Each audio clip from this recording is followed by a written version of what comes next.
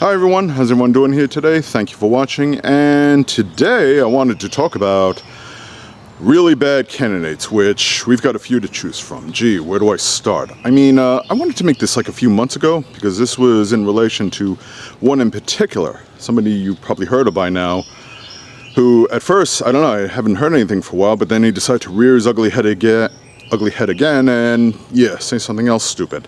That would be Mark Robinson, who's the current Lieutenant Governor of North Carolina, and a few months back he recently run his gubernatorial race for Governor of California.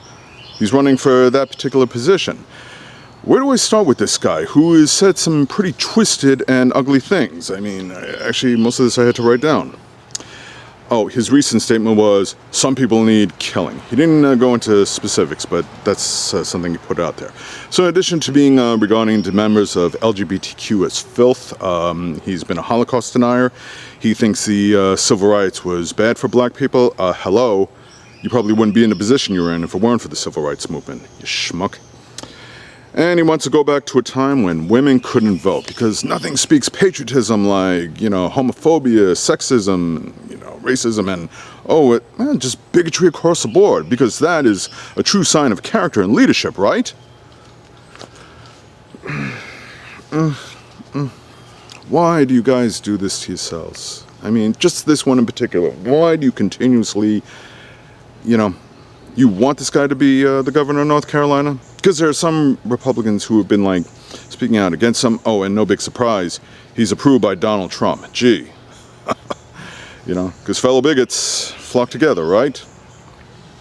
So recently put out a statement where he said, where he says liberals get upset, like, too bad, some people need killing. Who would that be by any chance, huh? People like you? Oh, and for the record, he claims to be Christian, and before he was married to his wife, he had to get her an abortion. So much for the pro-life party, or pro-life when it's convenient. This guy is not a good person, and all I can say is just, bigotry is not virtuous. Saying sexist things is not righteous. Speaking out against your own people, these are not leadership qualities. It's not virtuous. It's not patriotic.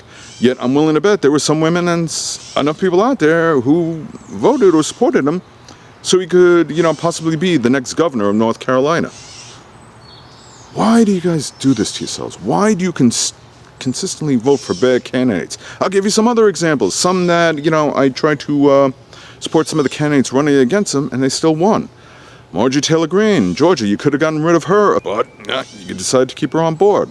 Lauren Boebert, you could have gotten rid of her a few years back, but people of Colorado, I guess enough of you walked in there and checked off her name and thought, yeah, this makes sense, because she's just so good at her job.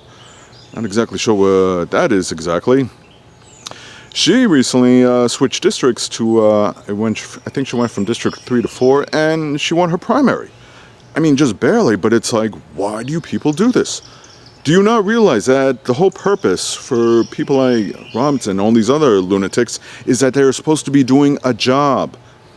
And for people like Greene and Boebert, they just go on there and put on a show. They obstruct things. And I've asked this question plenty of times before.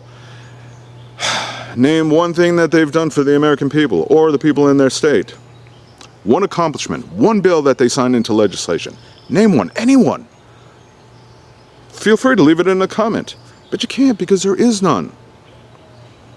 Yeah, it's entertaining to watch them when they put on some show or make fools of themselves. Lately, Marjorie Taylor Greene has been getting grilled because there are some people like Jasmine Crockett who have gotten fed up with them and are throwing it back at them, and they're whining like a bunch of little snowflakes. They do not do anything for country. These are not patriots. They just spew a lot of hate talk, a lot of vile nonsense. And this Mark Rubin is no different. Have we not seen other examples of bad governors? As if Ron DeSantis wasn't enough, now it seems to be like a race of who could be the most disgusting person out there to get approval from a former president who is now a convicted felon. Hey, just say some vile things, say some cruel things, make some threats. I guarantee if anybody on the left like AOC, Nancy Pelosi, Schiff, or even Joe Biden starts spewing this nonsense, you guys would be going nuts. And it's not even a question of, you know, that he's Republican. It's a question of they're just bad people. If he was Democrats doing that and not accomplishing anything, I would say they need to go. So yeah, to Ruben's, the one running against him, I believe his name is Josh Stein, I just donated to his campaign today. Because I don't want to see another lunatic. Even if he is governor, he's not. I don't live in New York, North Carolina, so what he does doesn't impact me, but it's just the fact that he's there. Sarah Huckabee Sanders, another vile person who is, you know, made it to governor of Arkansas. And she hasn't done anything really good for her state, okay? Other than, like her father, just proves to be an absolute bigot against, you know, LGBTQs and just doing a lot of vile things.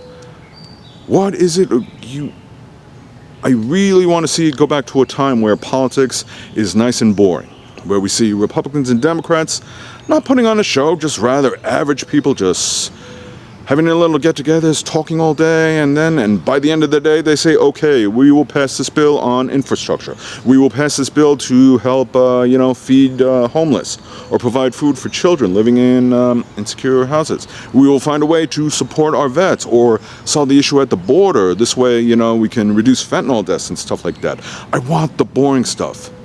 I don't want it to be exciting. I don't want a show person up there. I don't want somebody who's going to say vile things.